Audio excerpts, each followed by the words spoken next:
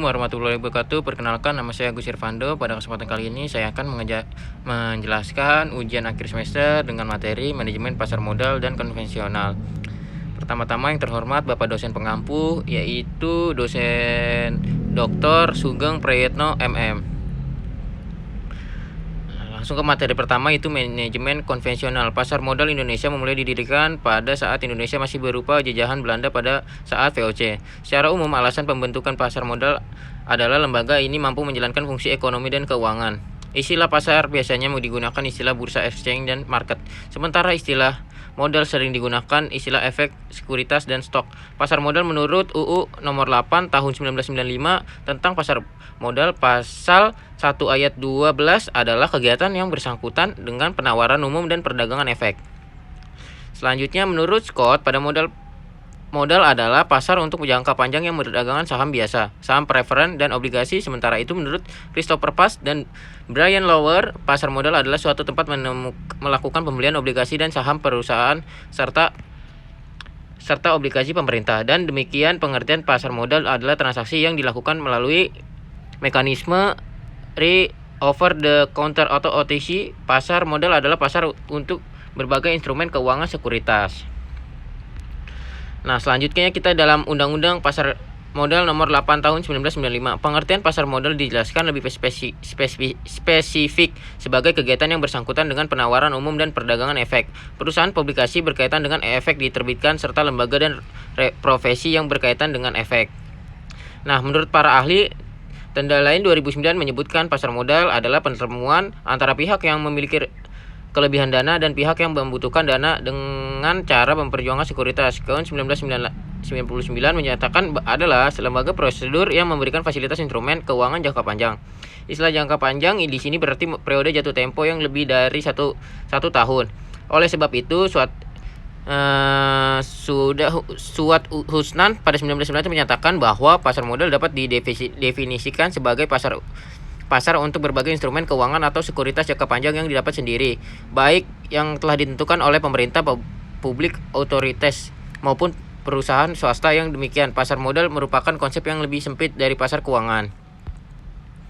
Pasar modal merupakan konsep ruang yang lebih sempit dari pasar keuangan financial market. Pasar modal adalah wahana untuk mempertemukan pihak-pihak yang memerlukan dana jangka panjang dengan pihak yang memiliki dana tersebut.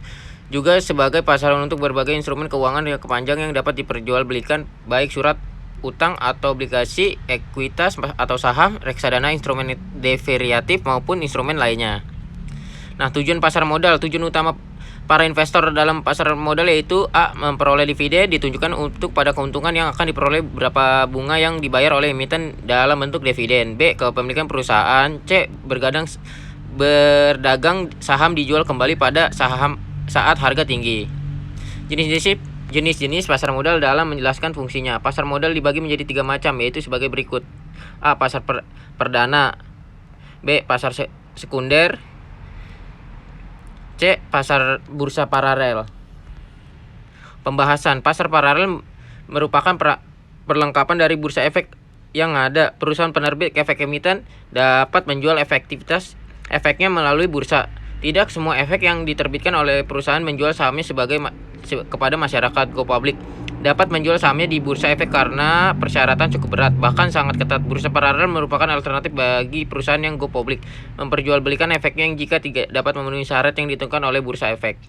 A. Fungsi pasar modal, yaitu sarana untuk menghimpun dana-dana masyarakat untuk disalurkan ke dalam kegiatan-kegiatan produktif.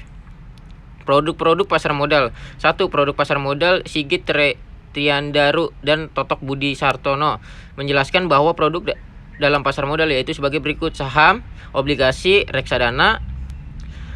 Dan selanjutnya kita ke para pelaku dalam pasar modal, yaitu ada emiten, pelaku, komoditi, lembaga, investasi, dan lainnya. Yang selanjutnya, investasi dan pelaku modal menurut Kashmir. A. Emiten yaitu perusahaan yang akan melakukan penjualan surat-surat berharga atau melakukan emisi di bursa disebut emiten. B. Investor. Tujuan utama dalam investor dalam pasar modal antara memperoleh dividen, kepemilikan hak saham, berdagang saham dijual belikan pada saat harga tinggi. 4. Lembaga penunjang pasar modal, yaitu penjamin efek, memberikan nasihat dalam mengajukan pernyataan perusahaan emisi efek. Yang C yaitu mengatur penyelenggaraan emisi. Akuntan publik, tugasnya akuntan publik adalah sebagai berikut: melakukan pemeriksaan atas laporan keuangan, memeriksa pembukaan apakah sudah sesuai dengan prinsip akuntansi yang berlaku umum dan ketentuan-ketentuan BPPM. 3 yaitu konsultan hukum. Tugas konsultan hukum penelitian aspek hukum pemitian dan memberikan pendapat dari sisi hukum tentang keadaan dan keabsahan usaha emiten. 3 notaris, yaitu bertugas membuat berita secara RUPS dan membuat konsep akte perubahan anggaran data. Agen penjual ini terdiri dari atas perusahaan pialang atau broker dealer yang bertugas memfasilitor yang akan memesan efek. 6. Perusahaan penilai. Perusahaan penilai diperlukan apabila perusahaan emiten akan melakukan penilaian kembali ke aktifanya. Penilaian tersebut dimaksudkan untuk mengetahui besarnya bila wajar aktiva perusahaan sebagai dasar dalam melakukan emisi melalui pasar modal. Baik, sekian penyampaian dari saya, kurang lebihnya mohon dimaafkan. Assalamualaikum warahmatullahi wabarakatuh.